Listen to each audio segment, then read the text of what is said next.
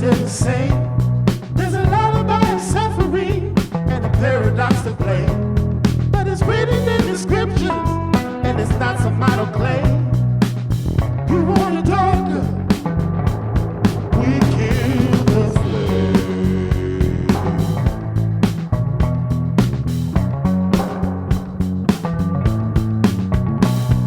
They're lining up the prisoners, the guards are taking aim. The struggle with some demons, they're middle class and tame. I didn't know I had permission to murder and to maim. You want it darker,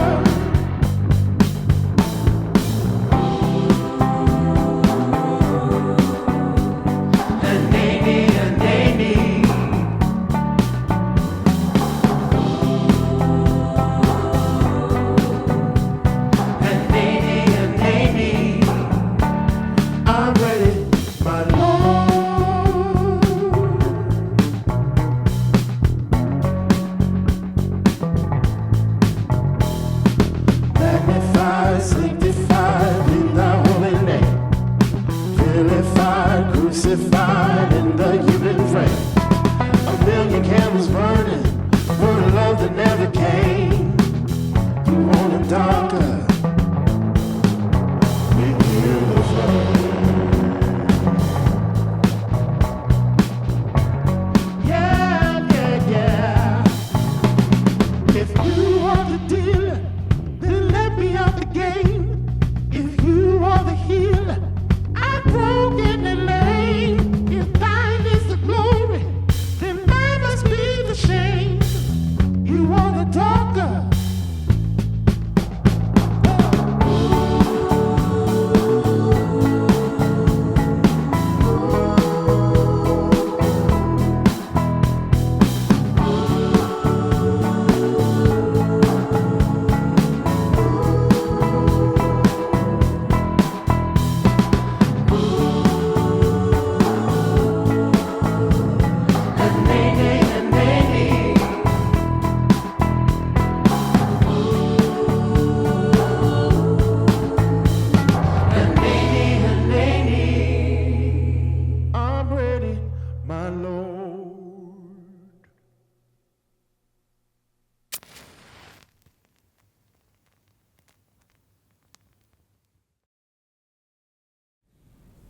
Good evening.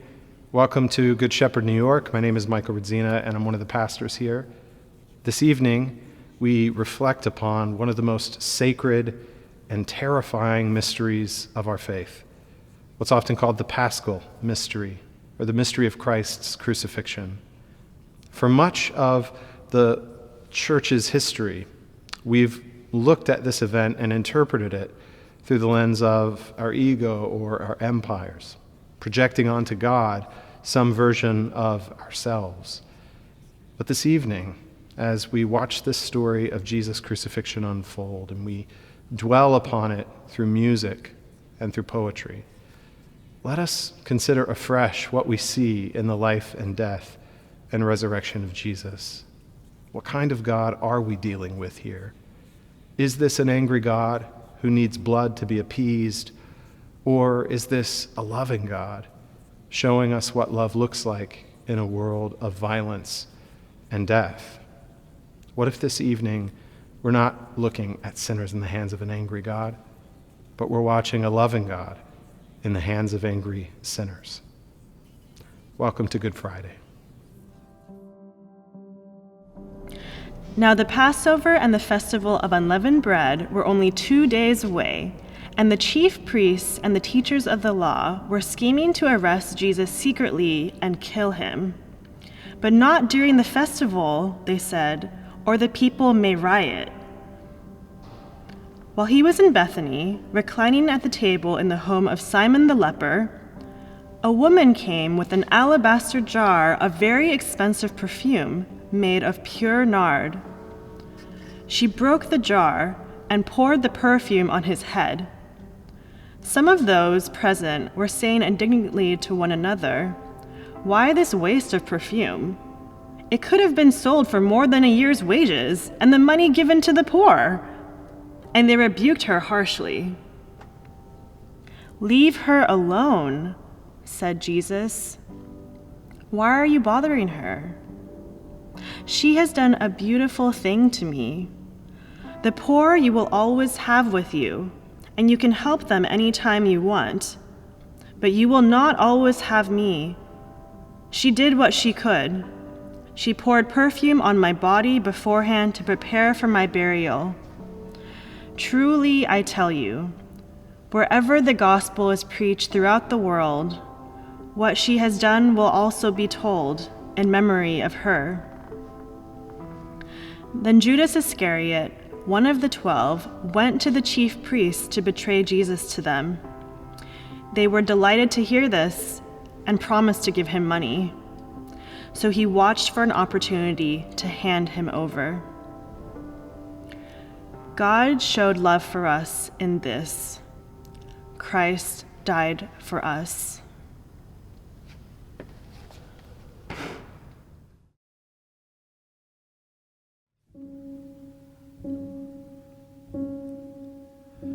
I ask God a prayer today,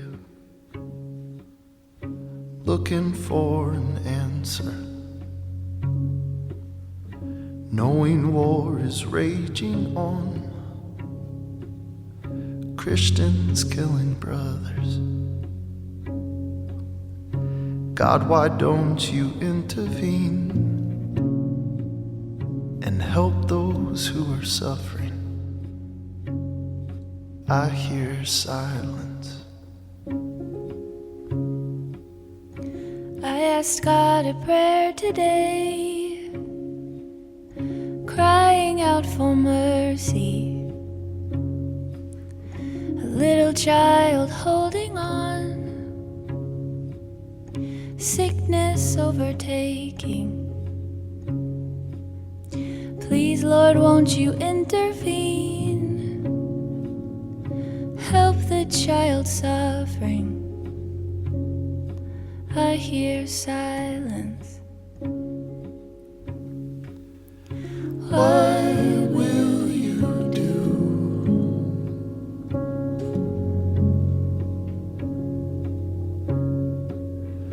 What will you do?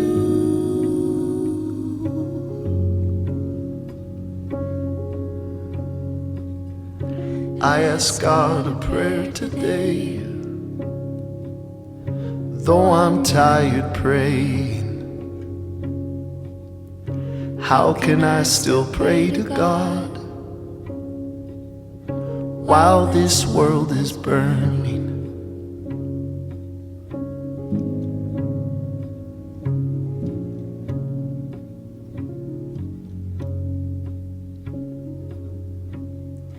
Hosanna,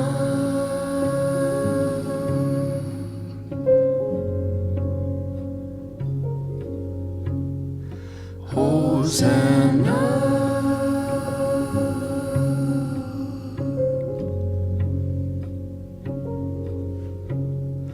Hosanna.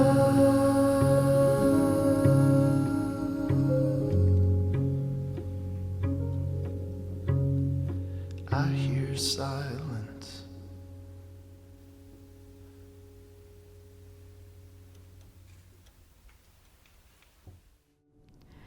"You will all fall away," Jesus told them, "for it is written, 'I will strike the shepherd, and the sheep will be scattered.' But after I have risen, I will go ahead of you into Galilee." Peter declared, "Even if all fall away, I will not." "Truly, I tell you," Jesus answered, "today, yes, tonight, before the rooster crows twice, you yourself will disown me 3 times." But Peter insisted emphatically, "Even if I have to die with you, I will never disown you." And all the others said the same. They went to a place called Gethsemane, and Jesus said to his disciples, "Sit here while I pray." He took Peter, James, and John along with him, and he began to be deeply distressed and troubled. "My soul is overwhelmed with sorrow to the point of death," he said to them. "Stay here and keep watch." Going a little farther, he fell to the ground and prayed that if possible the hour might pass from him. "Abba, Father," he said, "everything is possible for you. Take this cup from me, yet not what I will, but what you will." Then he returned to his disciples and found them sleeping. "Simon," he said to Peter, "are you asleep? Couldn't you keep watch for 1 hour? Watch and pray so that you will not fall into temptation. The spirit is willing, but the flesh is weak." God showed love for us in this: Christ died for us.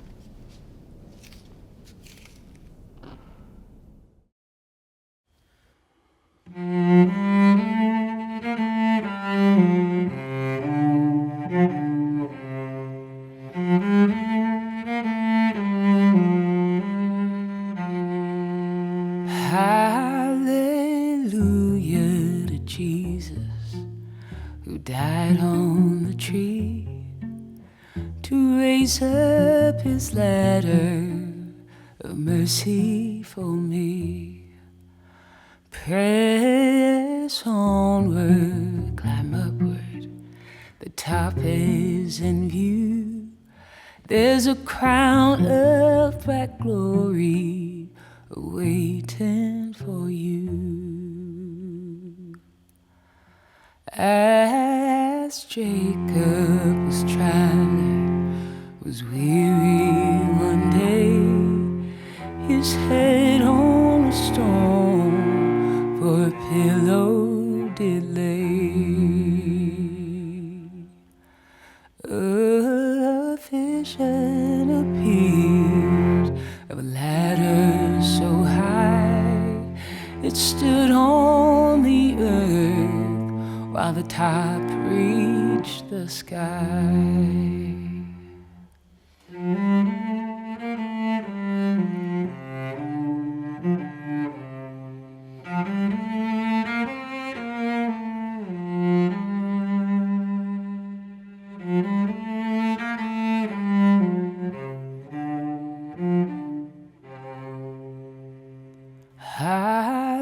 Hallelujah to Jesus, who died on a tree to raise up his ladder of mercy for me.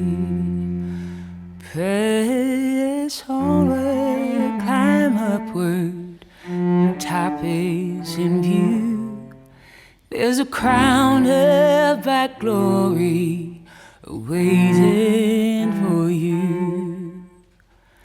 This ladder was tall and yet so well made, stood thousands of years and never decayed.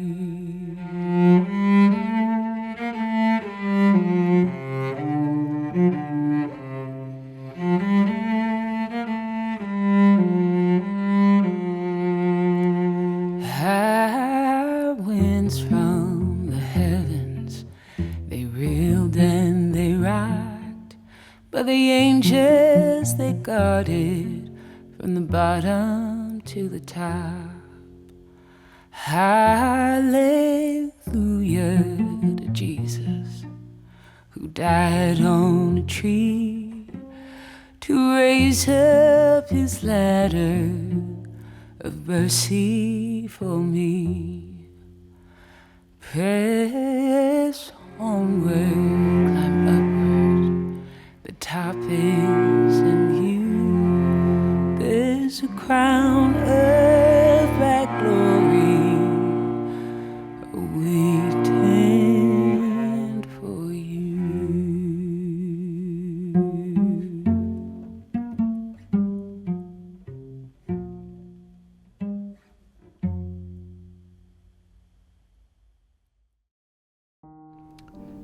Once more he went away and prayed the same thing.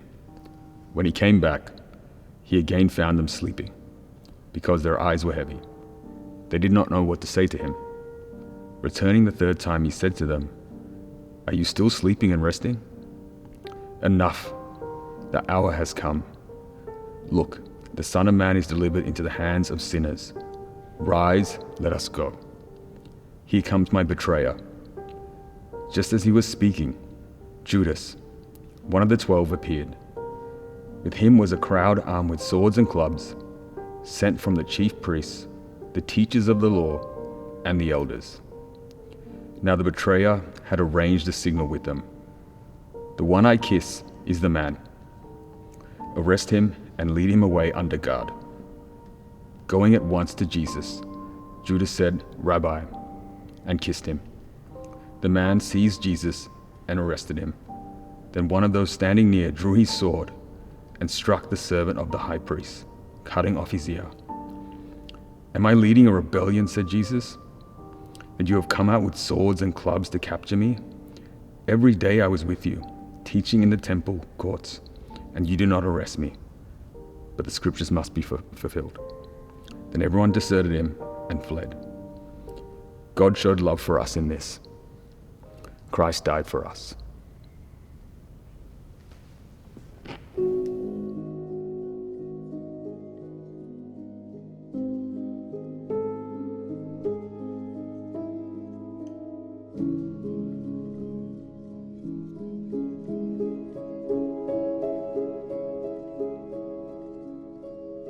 Lord, my shepherd strong, I shall not want. You lead me to pastures, to quiet waters. Restore my soul, and though I walk through death's own shadow, I fear no evil. Thy rod and staff,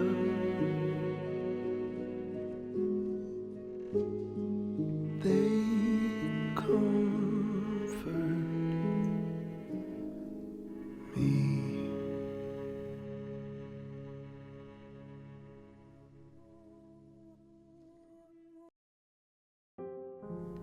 They took Jesus to the high priest and all the chief priests. The elders and the teachers of the law came together. Peter followed him at a distance, right into the courtyard of the high priest.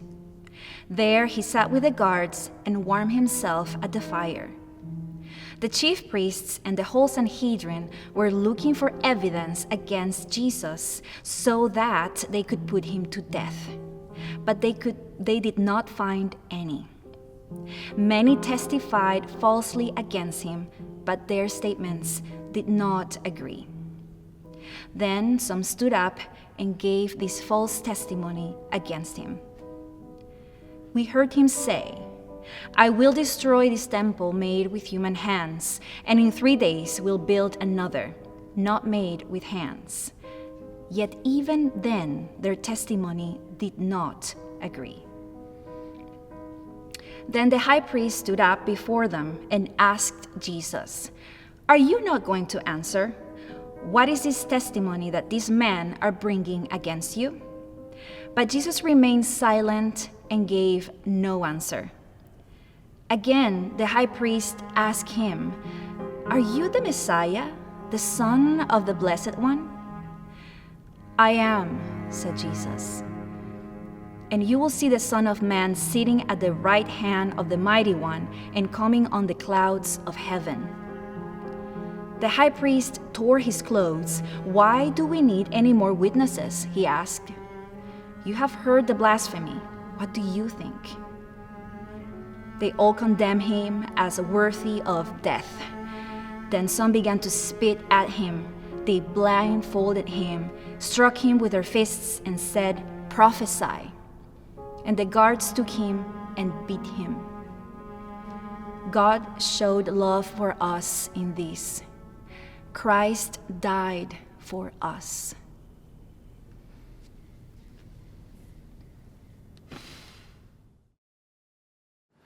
Your blood ran down. Your blood ran down. Your blood ran down. Your blood ran down. From your head down your face, from your hands to your feet. Your blood ran down for me.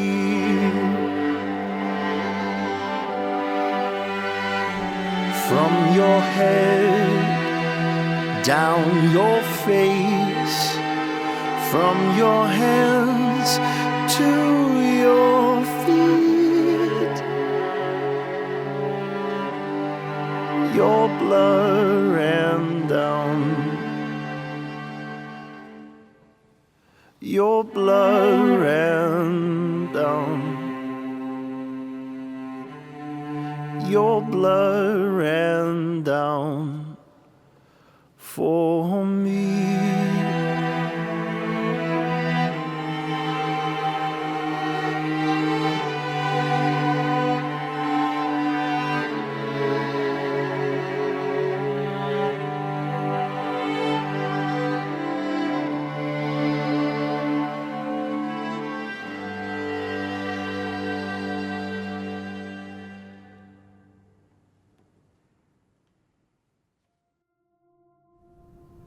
Now Peter was sitting out in the courtyard, and a servant girl asked Simon Peter if he was a disciple of Jesus. He said, "I am not." Later they asked him again, "You are not also one of his disciples, are you?" Peter denied it and said, "I'm not." Then one of the slaves of the high priest asked, "Did I not see you in the garden with him?" Again Peter denied it. Then he began to call down curses, and he swore to them, "I don't know the man." Immediately a rooster crowed. Then Peter remembered the word Jesus had spoken, "Before the rooster crows, you will disown me 3 times." And he went outside and wept bitterly.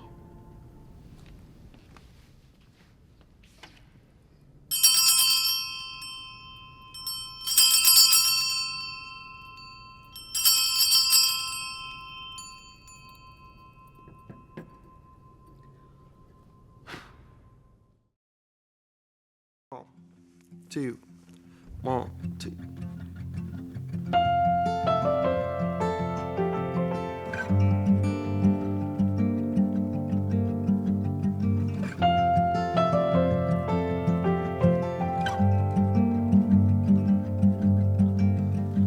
How deep the Father's love for us, how vast beyond all measure, that God would give God's only Son.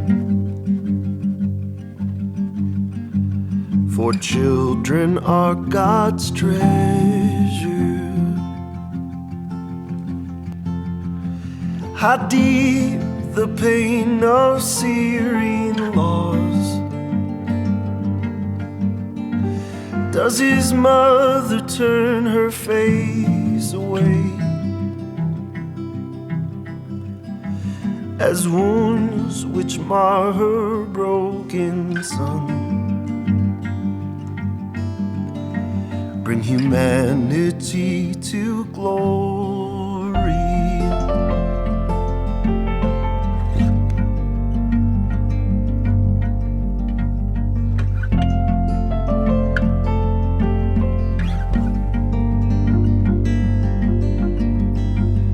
I will not boast in anything, no gifts, no power, no wisdom, but I will sing of Jesus Christ, Christ's death and resurrection. What should I gain from this reward? I cannot give an answer, but this I know with all my heart: God's love will bring us healing. What should I gain from this reward? I cannot give an answer, but this I know with all my heart: God's love will bring us healing.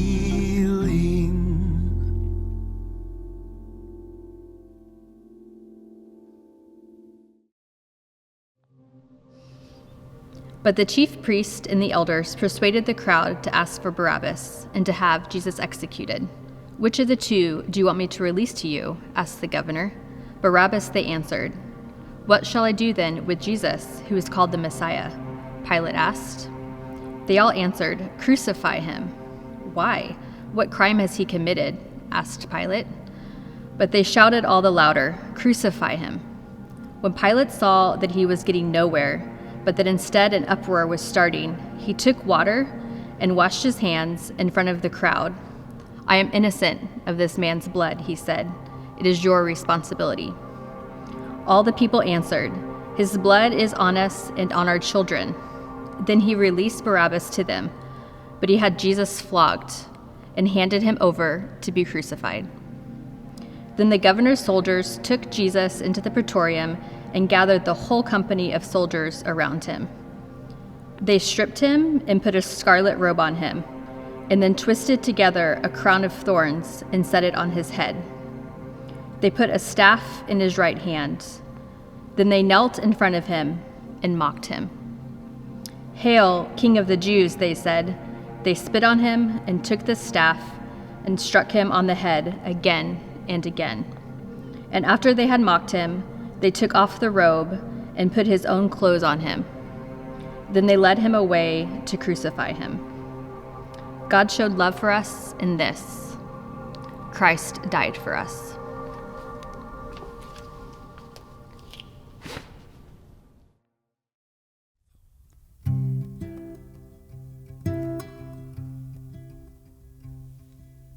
Please, Lord,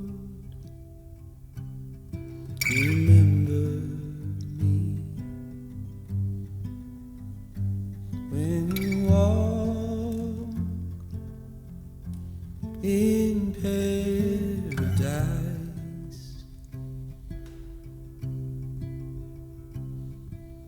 Please, Lord, remember me. Let me walk there by your side.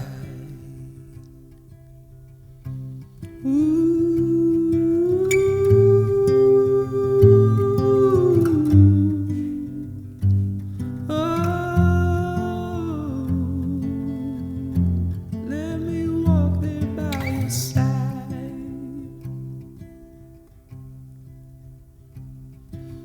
Please, Lord, remember me when you walk in paradise.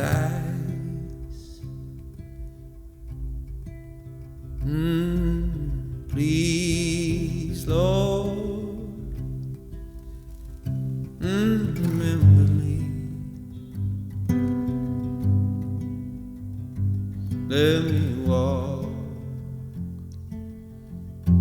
there by your side.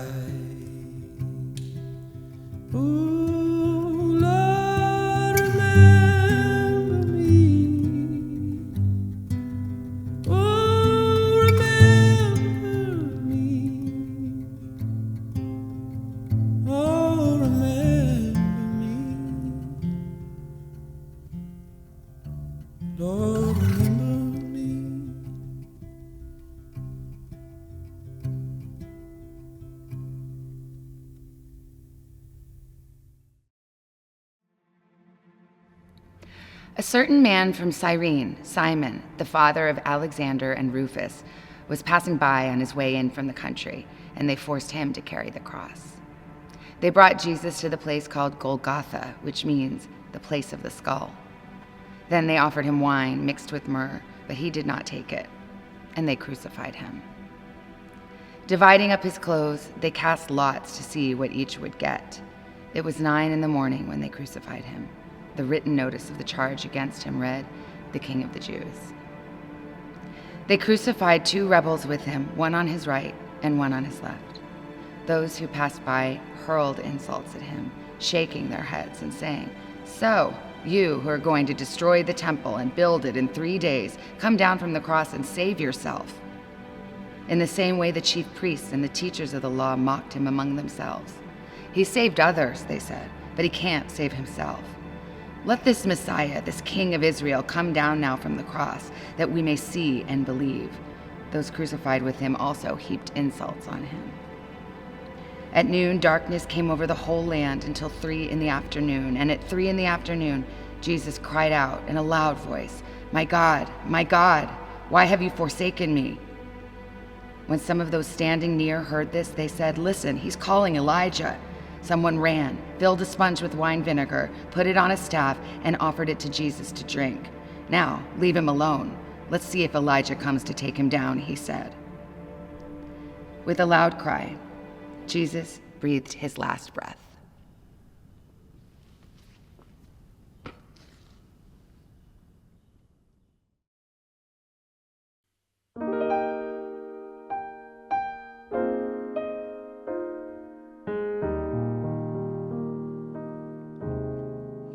Were you there when they crucified my Lord? Were you there when they crucified my Lord? Oh, sometimes it causes me to tremble, tremble, tremble. Were you there when they crucified my Lord? Were you there when they nailed him to the tree?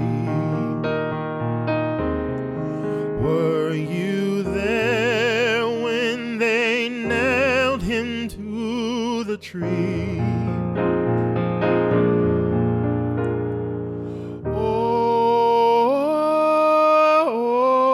Oh, sometimes it causes me to tremble, tremble, tremble. Were you there when they nailed him to the tree?